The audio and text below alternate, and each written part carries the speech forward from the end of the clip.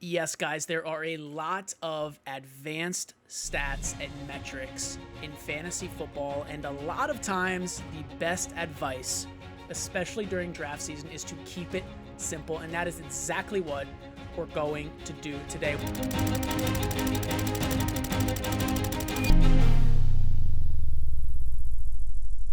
We are looking at players who are in the prime of their career as defined by their age. Now, what exactly does that mean? I'll direct you to an article from 2021. It's a little while ago, a couple years ago, written by the great Mike Tagliere. Mike has since passed, but his work is living on. A big inspiration to this channel, to my content. Nonetheless, guys, a couple years ago, he put out this article on the percent chance historically. On this channel, on No Expert Fantasy Football, we are big on historical trends. So historically, what age running backs, okay, finish top 12? Okay? And what the study revealed in a nutshell is, you will see here, guys, ages 21 to 24. That's a 4-year span. Of any 4-year span, so 22 to 25, 23 to 26, 24 to 27, right? Of any 4-year span, running backs aged 21 through 24 have the highest percent chance of a top 12 finish historically, on average, as of 21. And spoiler alert, those trends have continued since 2021. So Mike did an article like this, guys, for every position. So you can just literally just Google this. I'll put the link in the description as well. This article is called "At What Age Do Running Backs Decline?" It's on Fantasy Pros. The other positions are linked below. One of the best articles. I reference it every single year during draft season. So nonetheless, let's hop into some running backs, guys, and we're going to look at wide receivers after that. Beginning with the first RB, who stood out to me as a running back in their prime, who I think is a little undervalued in drafts. We've talked about him on the channel before, but yes, it is Tyjae Spears, because last year he completely stole Tony Pollard's job to end the season. Last 3 games of the year, all right, 20.7 fantasy points per game, 16 opportunities per game, 61% of snaps. And that's a good amount. I mean, seriously stole Tony Pollard's job, who's an aging veteran. We always bet on talent behind aging veterans in backfields. I don't care what they did last year. I don't care if the veterans have won you leagues in the past. Always bet on talented running backs behind aging veterans, okay? Better RBs, guys, than Tyjae Spears in the last 3 games of last season. Jonathan Taylor, obviously, Bijan Robinson, Jahmyr Gibbs, and James Cook. He was literally RB5 to close the season. He only saw over 50% of snaps in 3 games. RB1. Okay, top 12 RB in every one of them. Like I said, 27.2 fantasy points in week 15, 21.6 fantasy points in week 16, and 13.3 in week 17. All right? He's going outside the top 100 players in drafts. It's a little absurd. Like I said, Tony Pollard is technically the lead RB, but he's 28 years old. As you guys know, based on the last 4 minutes, that is not in the prime window for fantasy, running back production. He's past his prime. He's inefficient. He was injured last year. It might be over for Tony Pollard, okay? And the Titans are already in OTAs discussing managing Pollard's workload in 2025. So as I said, always bet on young studs. Speaking of a stud who's not as young, but still in his prime, the next guy on this list that we are targeting in drafts is Kenneth Walker, guys. Now, last season, he was fully healthy, obviously, to open the season. It lasted for about 7 games, but on a per-game basis, he was the RB2 in fantasy football, so almost 2 months of the season, he was the second best running back. People forget, I mean, he was on a tear, challenging for RB1 overall before injury, 1 rushing touchdown a game, a little over 1, actually, and again, 61% of snaps, just like Tyjae to close the season, so maybe that's a bit of a magic number, but like I said, only Derrick Henry was better than healthy Ken Walker in that span of weeks 1 through 7 last year. He has yet to play a full season in his career, but he is 24 years old. So I stand corrected. He might be the same age as Tyjae. All I know is he's still in his prime. He definitely can play a full season. If we see 14 or 15 games out of Ken Walker, we are going to be in for a very, very convincing fantasy season from him. He benefits from the Seahawks' offensive additions okay, this offseason.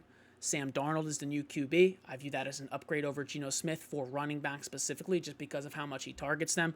I mean, Aaron Jones, Ty Chandler, even I believe was it Cam Akers last year on the Vikings? The dude's been on every team, but all these running backs with Sam Darnold at QB always seem to have, 3, 4, maybe even 5 targets per game. So excited to see how Walker does from that. He's proven to be a pretty solid receiver when given the opportunities. Doesn't get too many of them, but when he gets them, has a habit to moss people, if you will. And the new offensive coordinator, Clint Kubiak, is coming over from the Saints. Last year, we saw Alvin Kamara get 21 plus opportunities per game with really no clear RB2 committee type of deal going on there. And it's a zone rushing scheme, which Ken Walker excels at. So raw talent here from Ken Walker. You can't teach raw talent. Kind of like how you can't teach height in basketball. You just can't teach some things. But injuries, however, they can be overcome. So I am betting on Ken Walker in 2025, a dark horse candidate for a very strong high-end RB1 season. The third guy on our list is Kyren Williams. The other Rams running backs. Jarquez Hunter is a rookie, a very talented rookie. And Blake Corum. There is a bit of a typo on the screen. But it is Blake Corum, okay? Like I said, they're good players, but Kyren is, at this stage, a better NFL running back than Blake Corum and more proven, obviously, than rookie Jarquez Hunter. And he's not old. Like I said, we bet on running backs who are very talented behind aging veterans. Kyren is not an aging veteran. He is in the prime of his career. Average fantasy points per game in the last 2 seasons, guys. 22.3 fantasy points per game in 2023 and 17 fantasy points per game in 2024 last season. Both of those numbers are good for top 7 at the position. He is the perfect fit for the Rams offense. He's a proven NFL workhorse, and I think he's on the verge of another RB1 season until I hear otherwise, until I hear from camp potentially that they're splitting work or they're doing this. Because when you put Kyren on the field with Matthew Stafford under center, we all know how that goes. So until that changes, I'll be in on Kyren. 3rd year in a row where we're like, on Kyren. I'm not buying it this year. Now, number 4 on the list, I'm very scarred from last year. As you guys know, this was my pick to finish RB1 overall, a contender for 101 in my eyes. At the end of the day, Breece Hall, our 4th player on the list, was a massive, massive disappointment. But similar to Kyren, the other Jets running backs, Braylon Allen and Isaiah Davis, I believe they are just not as good overall as Breece Hall. Just a couple years ago, guys, Breece Hall was one of the best running back prospects we've seen in a while. The clear running back 1 in his class. Obviously had the unfortunate ACL injury, right? And now we're hearing that New York Jets will be utilizing 3 running backs in the backfield. We hear this a lot, actually, in training camp. Every single year and in OTAs, we hear, a lot of good backs in this backfield. A lot of good running backs here. That is the case until the ball is snapped week 1, and then week 2, and then week 3. And these other guys start getting opportunities, and they can't do as much, right? Breece Hall is a 3-down running back, a well-rounded monster. Braylon Allen is an absolute force on the goal line.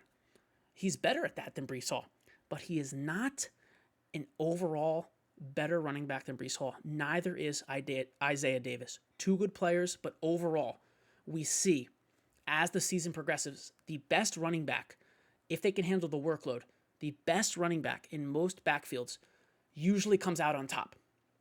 And I will tell you what, guys, the majority of people are out on Breece Hall. You have to convince people to draft Breece Hall. An interesting thing to consider. If we knew everything about every player and everyone's opinion aligned and we were right about everything, this wouldn't even be a game to play fantasy football.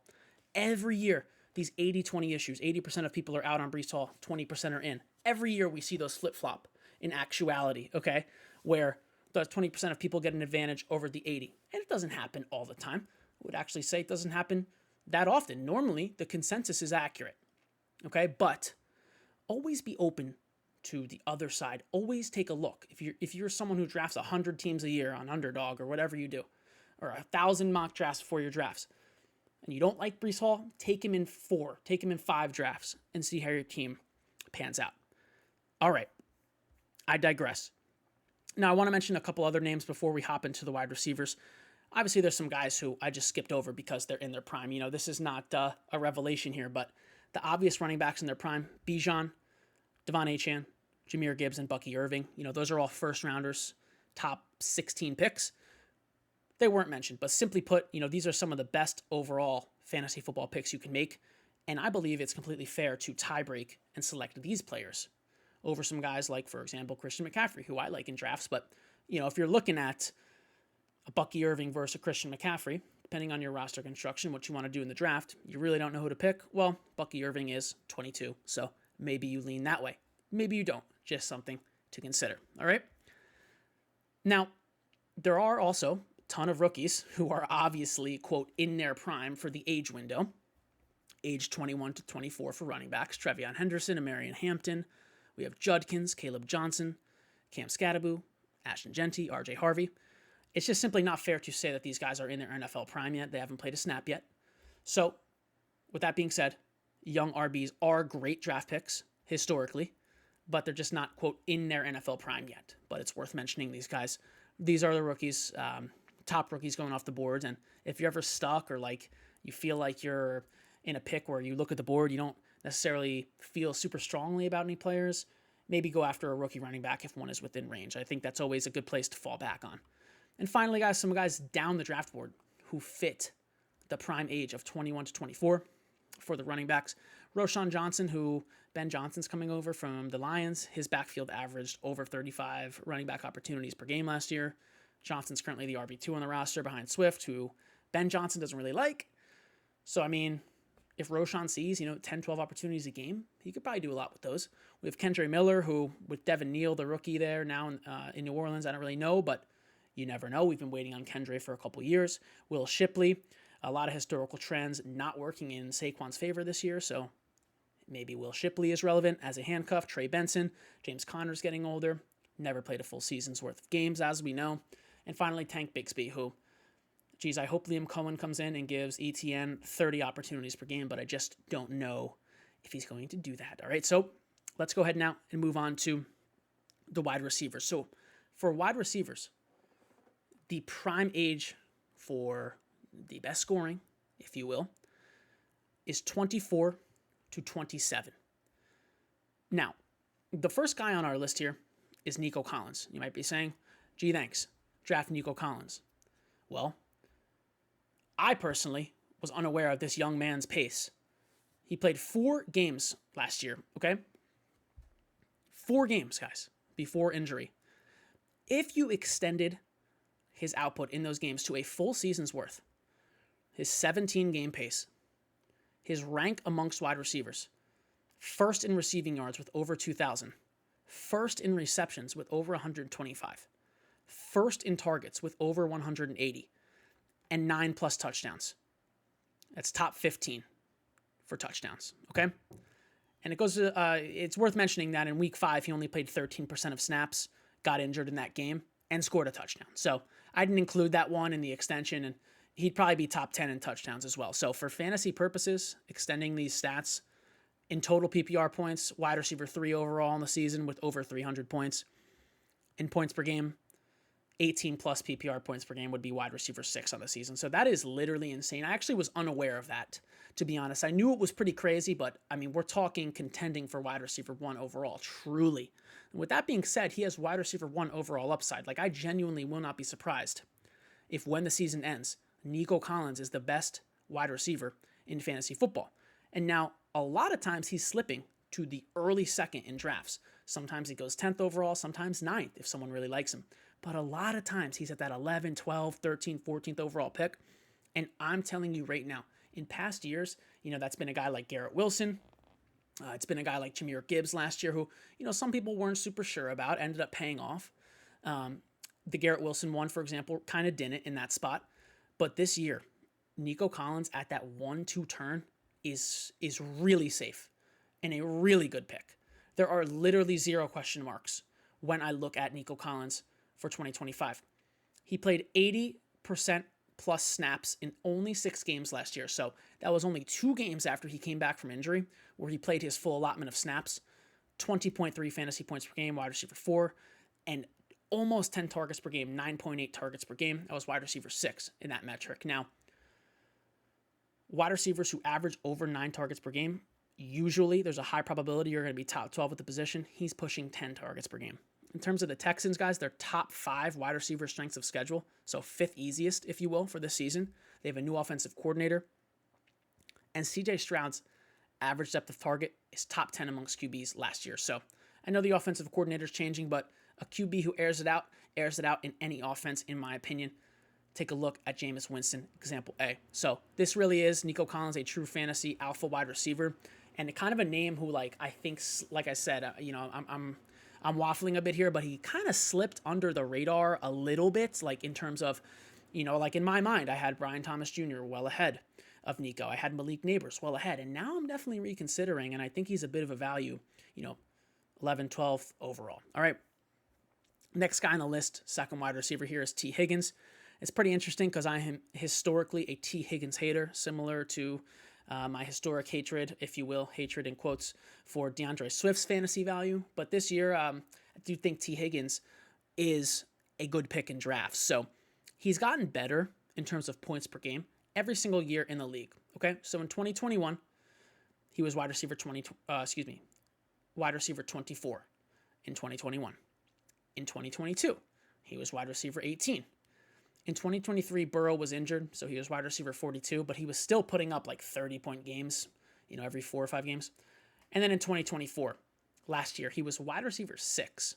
So better every year when Burrow was healthy would be a better way of putting that for the last 4 years. And last year, right, wide receiver 6, points per game, 21.5 fantasy points per game to close the season, weeks 5 to 17. The only wide receiver better in all of fantasy, guys, for the last 12 weeks of last season was his teammate, Jamar Chase. Like we've talked about in the past, like, Tyreek Hill, Jalen Waddle, could they go back-to-back? Could they go wide receiver 1, finish wide receiver 1, wide receiver 2? The answer was always, yeah, maybe. No. Like, T. Higgins and Jamar Chase really could do that. Like, really could. 12 weeks, you guys. They were wide receiver 1 and wide receiver 2. In points per game. 12 weeks. That's insane. Insane. Think about that for a second. Pause it and think about that. But okay, I do view Higgins as the perfect wide receiver 2 when you're constructing your rosters because he is such a high ceiling player, but he's also very risky. Very risky. With that being said, if you draft a guy like Nico Collins, for example, a very high floor player, you can go ahead and put a T. Higgins in your wide receiver 2, supercharge your roster. Those two guys can combine for 70 PPR points any given Sunday.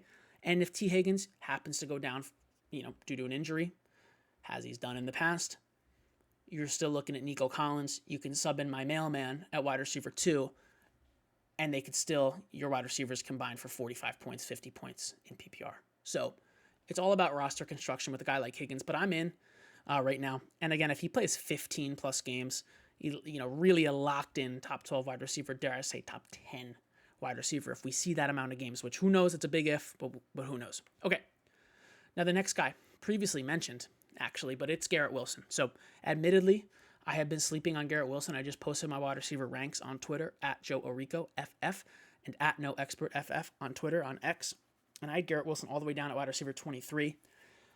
After writing this thread, right, and after looking into the fact that he's still in his prime, right, I will be moving him up heavily, like top 16.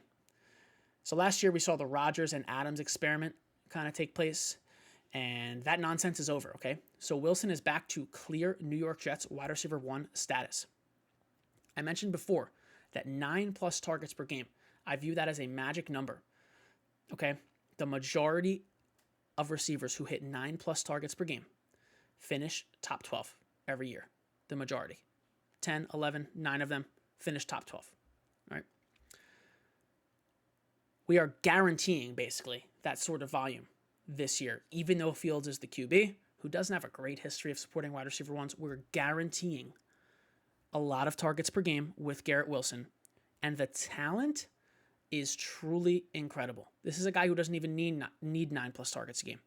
But his talent is like on the level of Jefferson. It's on the level of these elite wide receivers where if he just had a real QB who didn't want Devontae Adams on the team, okay? He could really be wide receiver 1 overall, but not this year. I don't see that this year. But again, I think his wide receiver 15 ADP is a value. Not a very sexy pick, but again, 9+ targets per game, guys. He's going to see that. He's going to see that. Allen Lazard is still the wide receiver 2 on this team. Allen Lazard is like 43 years old, okay? So we're all over Garrett, still in his prime, incredibly talented. Next up is DK Metcalf. We're talking about Garrett Wilson before. This is going to be a bit of a New York Jets discussion because his new QB, DK Metcalf, is Aaron Rodgers. So last year, Rodgers fueled Devontae Adams down the stretch, weeks 9 through 18, to over 20 fantasy points per game, 11+ targets per game, and that was good for wide receiver 4 overall with Garrett Wilson on the team. Insane. So the moral of the story is that DK Metcalf, in my opinion, is going to be fed targets in 2025. We have Calvin Austin and Roman Wilson, quote, battling it out for the wide receiver 2 spot. I told you about my mailman before. He's in that category of wide receivers. There ain't no wide receiver 2 here. There is zero Pittsburgh wide receiver competition. Adams, last season with Rodgers, 11+ targets per game. And Garrett Wilson was on the team. So what's DK going to see? 13 targets per game? He is going right on that wide receiver 2, wide receiver 3 range in drafts. I think he's a top 16 guy, top 15 guy. He simply has to be. He simply has to be with that amount of targets. Next up, we're getting near the end here. Rashied Rice. We've talked about him on a couple episodes in a row. But before injury, per game was challenging for the wide receiver 1 overall spot. He was wide receiver 2, 21.6 fantasy points per game, almost 100 receiving yards a game. And again, magic number, 9+ targets. A wide receiver 1 overall challenger, like I said, but that extended, honestly, into the season before, into the end of 2023. His last 9 games played, he has been a wide receiver 1, top 12 wide receiver, or better, right?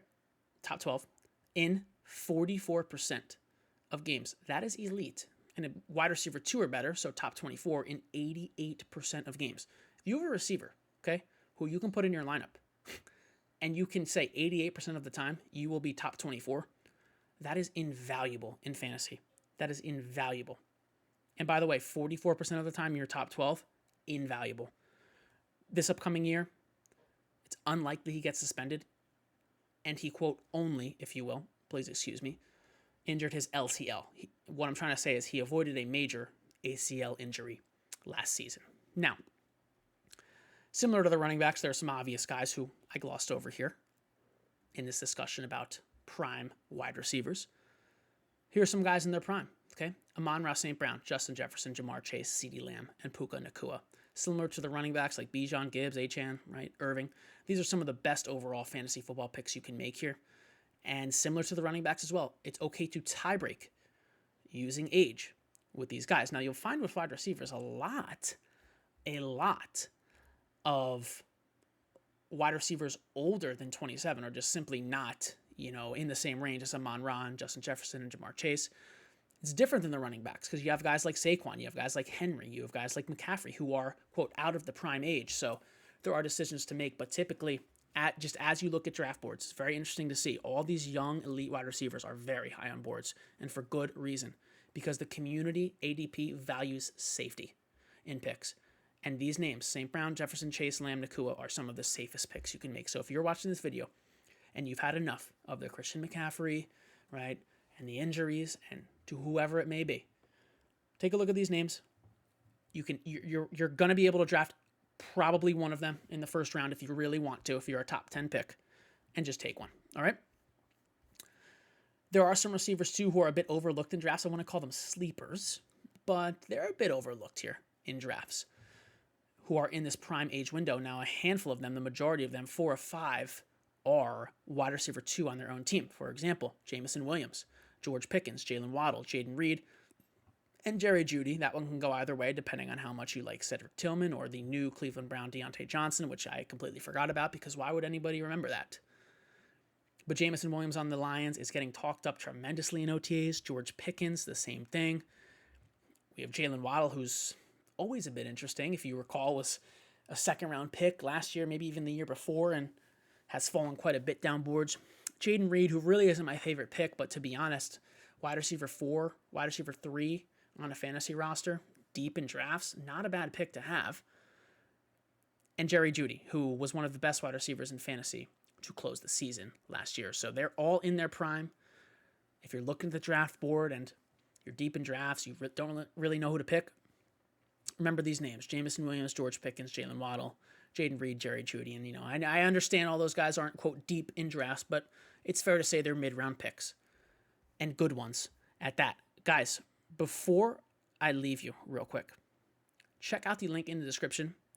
You can ask me any fantasy football questions you have. Join the Discord server. In addition to just literally being able to message me anytime, it's basically like you have my phone number. I'll never give it to you, but it's basically like you have it. You just text me your question, I answer it. It's very simple. In addition to that, though, you're getting custom extended draft strategies like the ones I post on Twitter, but I extend them for my subs in the Discord. You're getting player notes for every single player in my top 300 draft rankings. Every single player has a note next to them with valuable information like the stuff we talked about in this episode. You're getting those rankings. They also have player tags in them: sleeper, avoid, target. And there's a 50% discount, guys, for exclusive members. Link in the description. It's a preseason offer. Limited spots on that. So get in. That's going to do it for today, guys. Hope you enjoyed.